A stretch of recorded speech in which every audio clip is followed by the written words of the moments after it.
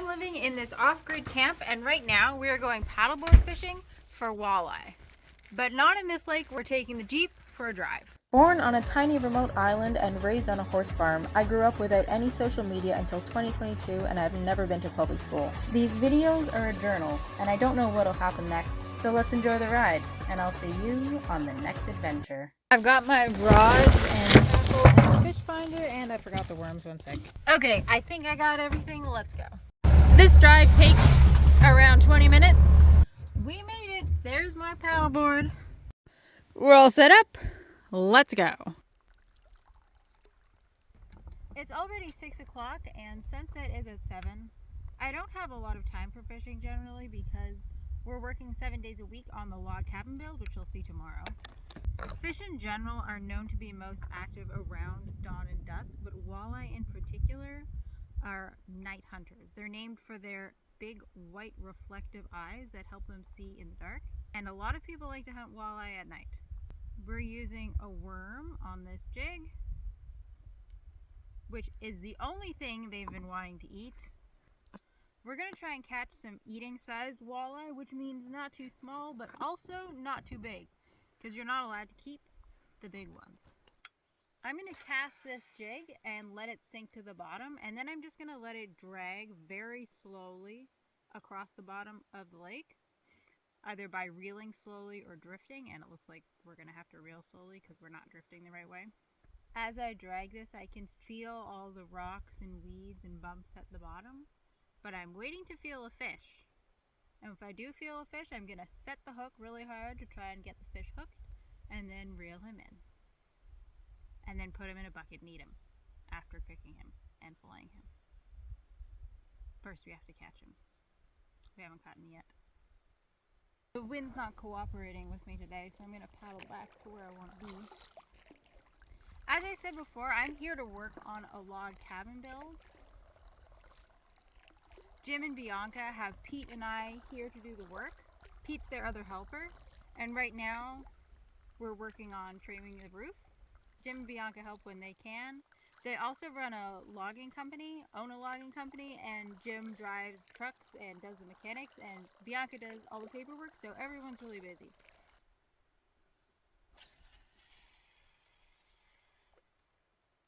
Well, guess what we just hooked, guys?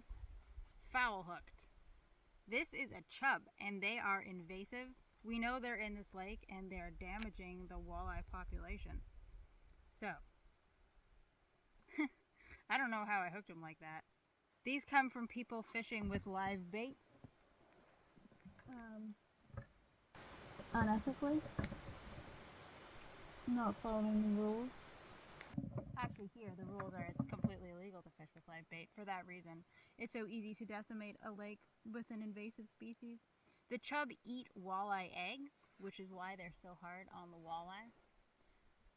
And we don't want them to become a problem. So that guy is not going back in the lake. Oh!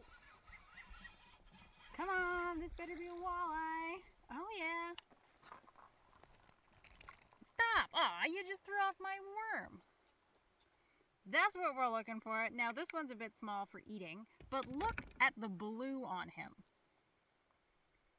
Can you see how blue he is? You can't really on camera.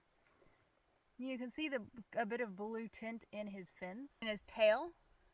See that? If you see it, there. Can you see it a bit better now? I'm going to put him back. Bye. The walleye this far north are often blue tinted, and it's just a blue tint in their mucus. They're still the same species of walleyes that you're used to seeing everywhere else. It's believed the blue tint in their mucus is a sort of sunscreen because the angle of the sun rays this far north is higher and therefore penetrates the water more. But no one's actually sure. That's just the running theory. And I've always found it very, very interesting. Blue walleye are also just very pretty. Walleye are considered the best tasting white meat freshwater fish in this part of the world.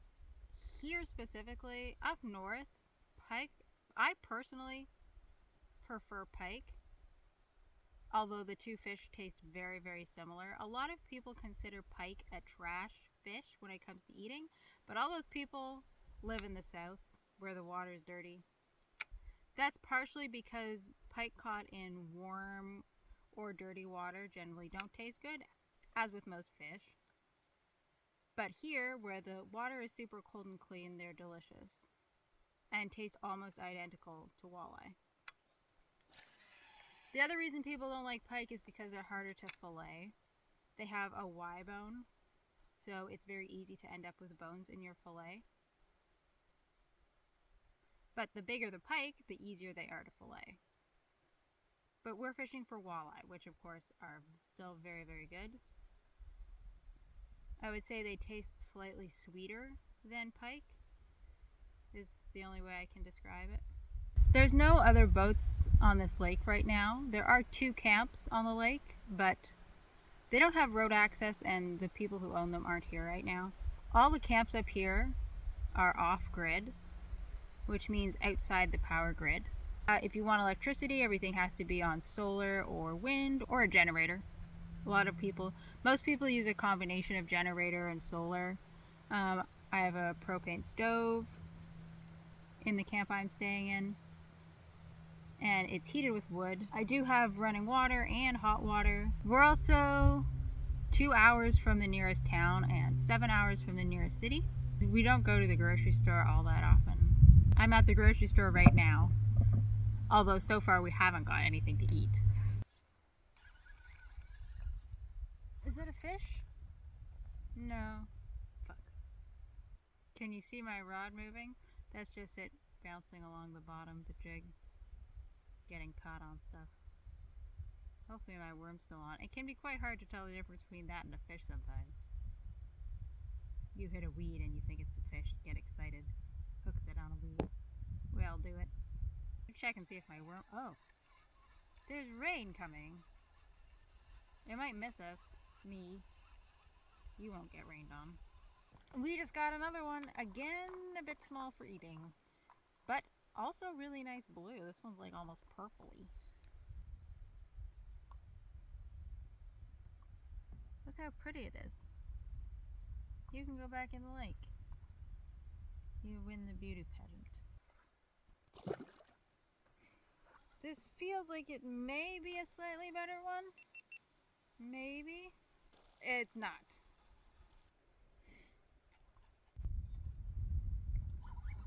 Be bigger. It doesn't feel bigger. It is bigger. We can eat that. Come here. Nice. That's a better one. This one's more yellow. Yellow walleye. Just what we wanted. Look at the sunset behind us. It looks way, way cooler in real life, but you'll just have to take my word for it.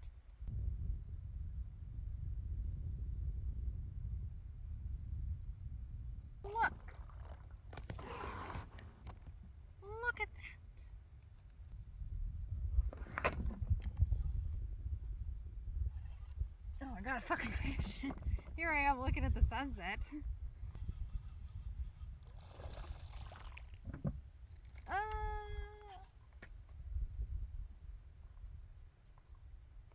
I think that's eating size. Just barely. We're gonna keep him. Nice. No. Can you hear the geese migrating? It's obviously very dark now. I'm just gonna fish till I lose this worm, and then I'll head back. I've got 4 eating fish. The bite starts around 6:30 when I get here, then goes wild at sunset, and then once the sun is fully set, it seems to die down. What I've noticed, oh, I lost my worm. I guess I have to go home. I got all my stuff packed up. We're back in the Jeep, and that's not good. She doesn't want to start.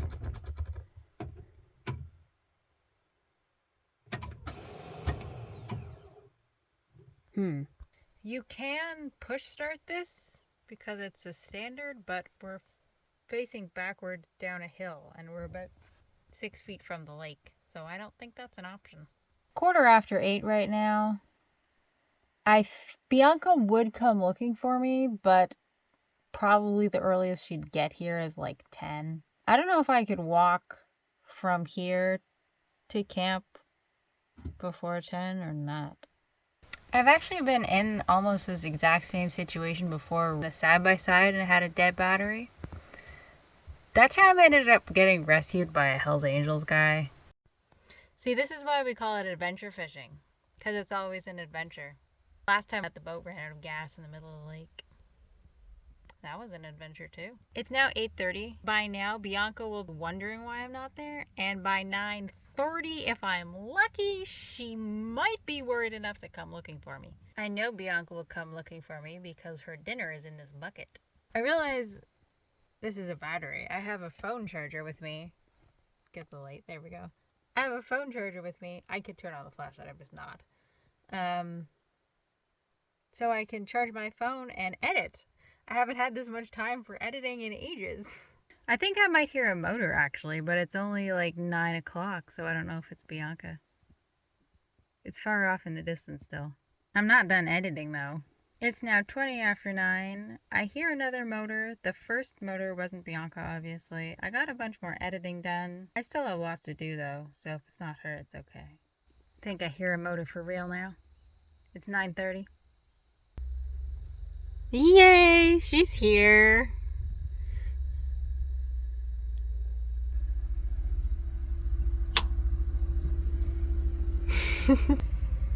Hi! How are you? Good. How many fish? I got 4 in the bucket, and I think I caught 8 or 9, or 7 or 8 altogether. Nice. Yeah. It works well with worms, eh? It does work well with worms. It's not starting. No. It's what I was figuring out. Yeah. So I said, well, till when I'm waiting. I guessed I was like, at 8 she'll be like, she should be here by now. You'd be like, wanting dinner, and then at 8:30 you'd be like, why isn't she here right now? And then by 9:30 you'd be like, there's probably a reason she's not here yet. I'm back at camp. I started a fire because it's really freaking cold. This stove's a pain because all the smoke comes out the door when you just started the fire, and the chimney hasn't heated up yet, but you have to keep the door wide open because the airflow in here is terrible, and if you shut it, the fire goes out. So you just end up with a camp full of smoke for a while. Once the fire gets going, that feels nice. Once the fire gets going, it's all good. It's very much past my bedtime, and I'm not looking forward to getting up tomorrow. But I will have to, because tomorrow we're working on the log cabin, of course, and I will see you then. Morning. I want to go back to bed, but we got to go work on the cabins. And today, the things we have to start working on are putting blocking in the rafters and building trusses for the porch roof. And I'll see you there.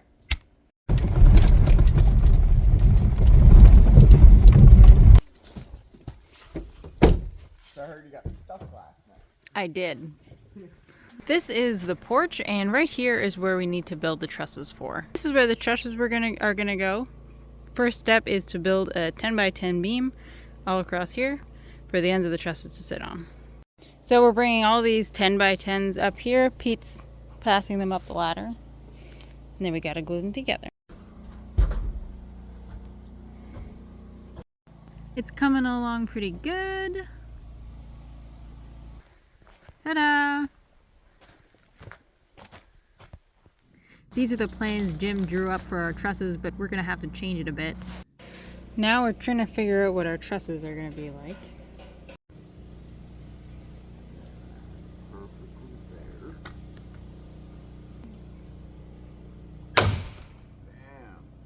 One down and like 26 to go.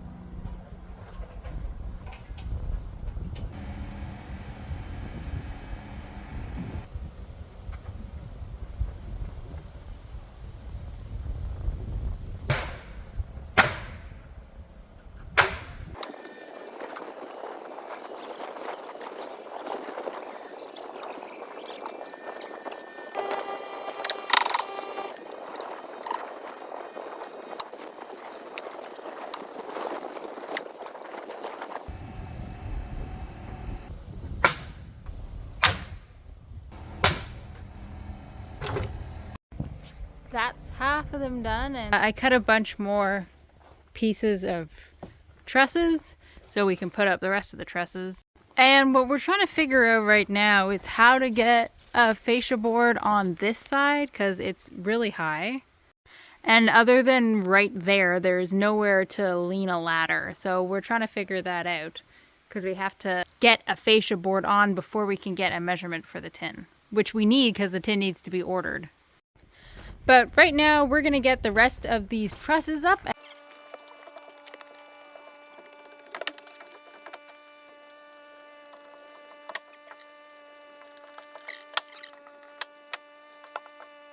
Ta-da! Look how good those are. We got a whole porch, but that's it for today, and I'll see you guys back in camp. I want to make fish tacos for dinner, but I don't have any of the ingredients that I usually use, so we're going to experiment, and it may or may not go well. But as per usual, we are going to bread them with dill pickle chips. That we do have. We're heating up oil in a pan. I've showed you guys how to do this before, but for the dill pickle chips, you just crumble them in a bag and then put your fillets in the bag and bread them like normal. Once the oil's hot, I had a whole whack of butter, and then add the fillets.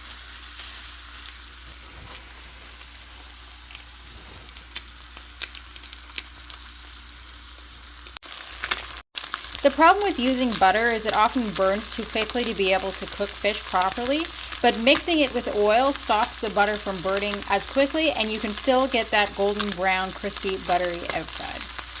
This is just tartar sauce and like a salad mix. Pretty boring, but we'll see how it is.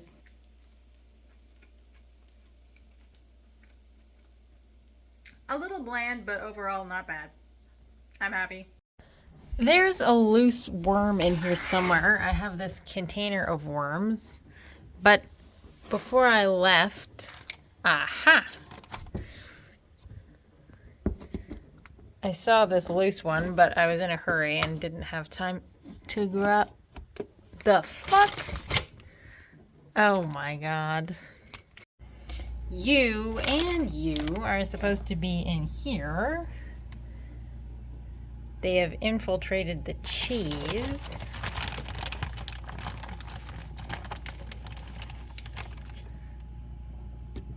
How do you even get out?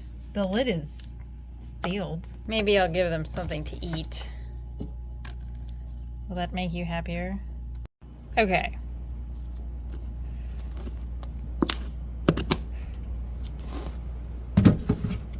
Behave. Morning, except it's actually the afternoon. I came here for lunch. Now we're heading back to the cabin, and I'll see you guys there. So remember I was talking about trying to get the fascia board on the end of these. It's really difficult because it's really far away from the ground, too far for a ladder. So what we're doing is we're putting strapping so that we can climb on the strapping and put the 2x10 super heavy fascia board right on the end. And it is sketchy as fuck.